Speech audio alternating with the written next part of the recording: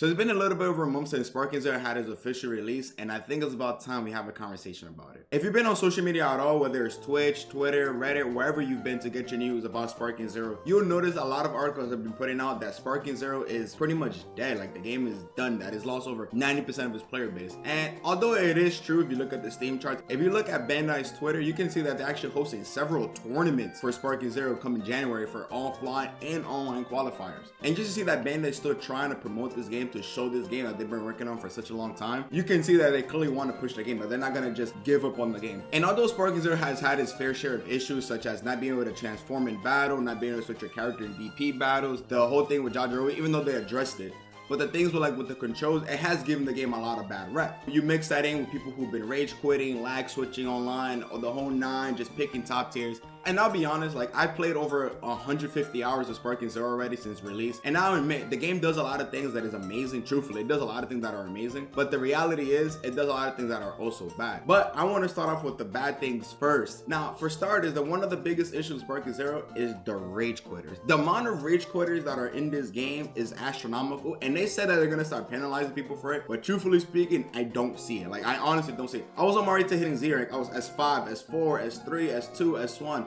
Even Z rank, and people are still rage quitting. They'll wait to the very end, or they'll start lag switching you, or they'll just wait. Oh, you hit me with a key blast cheese. The moment you load the goddamn character, they quit. The moment they see your character, they quit. The moment you're about to win, they quit. Any little inconvenience that happens throughout the match, they'll rage quit. They'll unplug, and then that's that. There's no penalty. They say that they're gonna get penalized. You get nothing. You don't get any points. You don't get a W. You get nothing at all, and it's just a waste of time. This is even worse when you're doing DP battles, for example, because DP battles last longer than singles. I mainly do single battles, but in DP battles, it's just as bad. You got people healing. You got big bodies just running at you for 3 minutes, 4 minutes, 5 minutes, and then when you're about to win, what do? They rage quit. So you just waste a bunch of time for essentially nothing. I know I'm ranting at this point, but like, rage quitting in Sparking Zero is probably one of the biggest flaws in the game. You combine the rage quitting with the online not being so good, it's just not fun. Then you have input delays, and then even in the online aspect of the game, you can't even pause your queue. There's times where I'm playing a match and I get called, or I gotta go do something real quick, and I step away from my computer, and they just start queuing up matches, and there's nothing I can do about it because there's no pause feature. There's no, hey, would you like to pause your match? It just instantly puts you in the match. And it's like, yo, like, there's a lot of times when I'm streaming and I just have to alt F4 my game just to BRB real quick, just to go pee real quick, or whatever the case may be, because it's gonna keep on queuing, and that's just not okay. Another issue with that is the lobbies.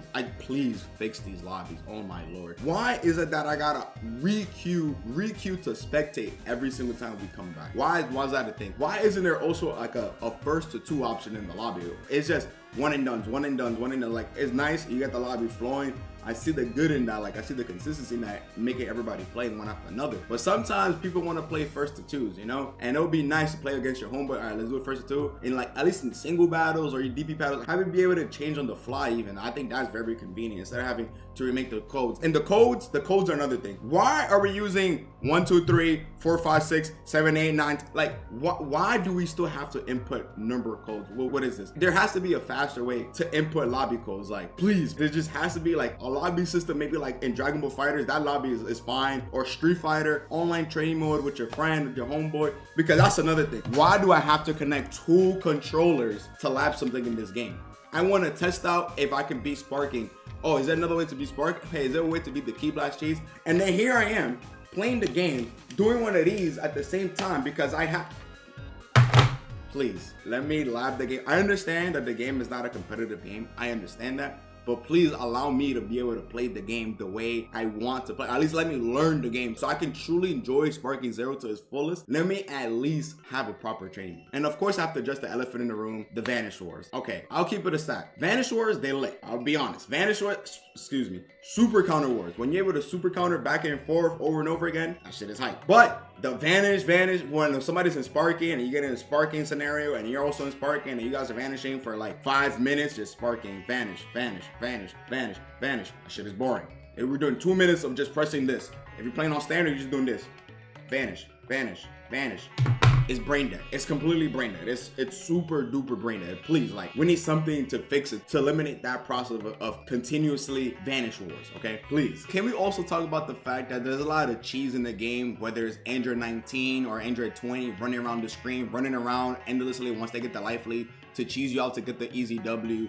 the Ki Blast spam when the character gets behind your spark, instant spark into Ki Blast spam. The Giants just dashing into this. There's so many cheese in this game. All right, this one is not cheese. It's a bad thing. Maybe it's a me thing. Correct me if I'm wrong. Maybe it's a me thing. But please, can we have alternate colors? There's a lot of times where I'm playing a certain character and I run into an opponent who's also playing that character. And sometimes like the camera does a good job at telling you who's who, like letting you know who's who. But there are times where it's like, oh, that's not me. Like there's split second decision where you're like, wait, whoa, that wasn't me. Especially like during Vanish Wars when the camera's a little janky, if you will. There's certain times where you're just like, oh, if I had an alternate color, this would have been fixed because I would have known immediately who I am, which character I am at all points. And that's another thing, the characters. Now, there is 100+ characters, 180+ characters, whatever you may say. But I'm gonna keep it a stack with you. Only like 10 of them, like 20 of them are for real, like, you know, characters. You feel me? Like a lot of characters feel like pretty much the same as every other character. They don't feel like they have that unique thing about them, that unique feeling to want to play that character. Of course, every character has like their own specials, their own Ki Blast, stuff like that, but they don't have that. Maybe it's because like I'm not a fan, but you know, I'm gonna throw him under the bus. Raditz. A lot of fellas say, yo, can we get Raditz in Dragon Ball FighterZ? Raditz in this game, I played 750 matches. I have yet to see a goddamn Raditz online. I'm just saying, I played over 150 hours of this game and I have yet to see a Raditz. Some slots are just wasted. You feel me? Some slots are just wasted. It is what it is, but fellas wanted all these characters just not to play them. 20 of them are played, it is what it is. If your name is not Full Power Jiren, Super Saiyan 2 Kefla, Red Gogeta,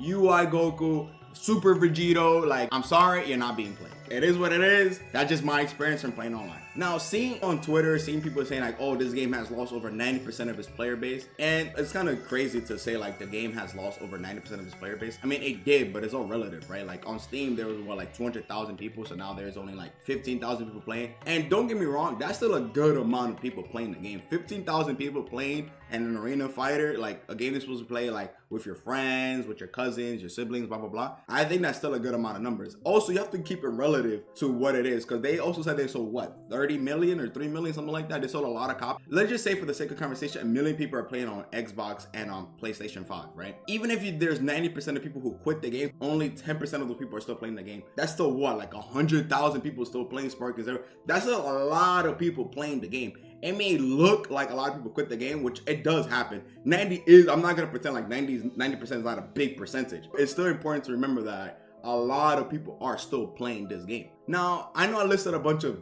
bad things that Sparking Zero does, but I also want to touch on the good thing that Sparking Zero does. Now, for example, one of the best things about the game, truthfully, and stay with me here, because a lot of people have forgotten this, the game is fun, okay?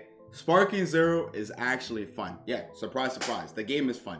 Now, the game is fun for multiple reasons. The combat is nice. It's nice to move around on the screen. It feels fluid. When you're playing, when there's no lag, it's nice to do your supers. It doesn't feel like it's forced or rushed. The what if stories are really, really amazing. Seeing the Gohan what ifs, seeing the Gohan Goku Black what if, the Goku if he didn't go Super Saiyan, Vegeta, like seeing all those what if stories, I played through all of them on my stream. That is hype. Like things that you would imagine normally as a kid, like, I wonder what would happen if, and then they implement it in the game. Of course, they can continue to expand upon the what if stories, but I think the way the what if is created right now, they're pretty good. Although some of them are lackluster, like Jiren's, to be fair, Jiren is pretty lackluster. Like it's kind of like, who cares about Jiren? Like I'm gonna be honest, like Jiren has like a fake Uchiha storyline. Like come on, man, like it's such a poor story. I'll be honest, in the what if, like nothing really changes. But aside from that, the other ones are pretty good. Gohan being my favorite. Goku Black is kind of like whatever as well. It's some of them are kind of midi, I won't lie, but a lot of them are pretty good. Gohan is my favorite. Gohan's definitely my favorite.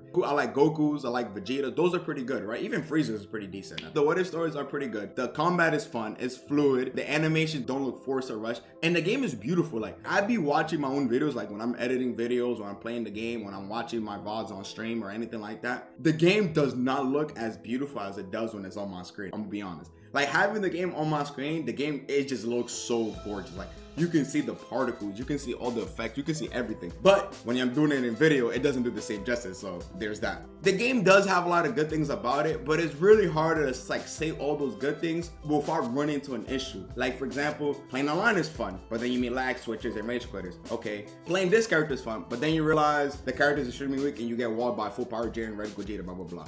Okay, cool. The what ifs are fun, and then you realize a lot of them are kind of lackluster, okay? Then you're like, oh, the custom battles is lit. And then you realize people are just, I mean, we seen them on Wakaba, right? Like Okay, we don't gotta talk about that one. We've seen the one with Kappa. But it's like every time you met with something good about the game, there's like a negative thing attached with the game at the same time. So it makes it really hard to like fully enjoy the game to the fullest. Okay, final thoughts about the game. Is the game worth $70? And the answer is no. The game is not worth $70. Not a chance. Not right now. There's not enough content in the game, to be honest. I know it may sound cliche about the single player. Like, the what if does take a long time. Like, Google Store is like 6-7 hours long. It's a really long time.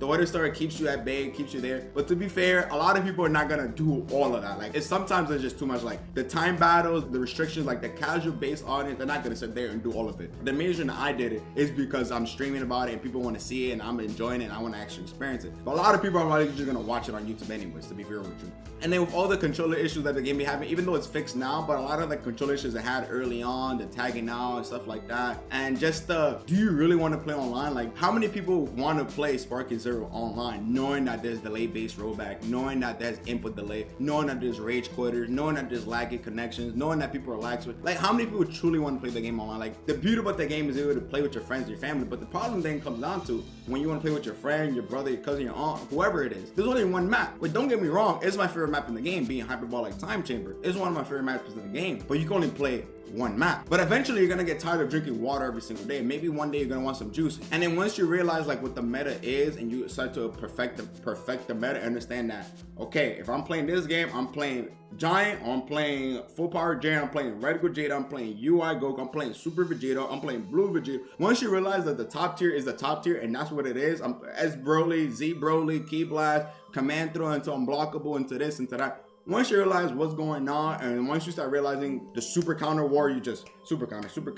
Once you realize that the super counter war is really what endgame really is, I can see how it becomes a bit more lackluster. So at the end of the day, is the game worth $70? Sadly, no. I would recommend though buying this game out of price drop. The game drops to like $40, $50 even. I think like $50, $40, 45-ish, that range. The game is definitely worth the money. But besides that, I would highly suggest you saving your money. It hurts me to say this because I was one of the people who got it early. I got it actually November 7th. I got it 3 days early than the release date. So I did play the game 3 days earlier than everybody else, but it's, you know, a month later and I've been playing the game literally every single day. I have over 150 hours like I mentioned earlier. It's not a good sign right now. Definitely recommend you saving your money. The game is fun, but if you're not really a person who likes PvPing, playing online against other people, if you don't have the patience to deal with rage quitters, lag switches, the whole nine, go ahead, save your money, wait for a price drop, and then cop the game. But if you guys enjoyed the video, make sure you guys like, comment, subscribe, follow the stream, twitch.tv/whatdannydo. Thank you everybody for being here as always. Shout out to everybody who helped me get to 3K on the YouTube. We had 3K subscribers on the YouTube, so big shout out to all you guys. Thank you everybody for being here, and I'll catch you guys on the flippity flip.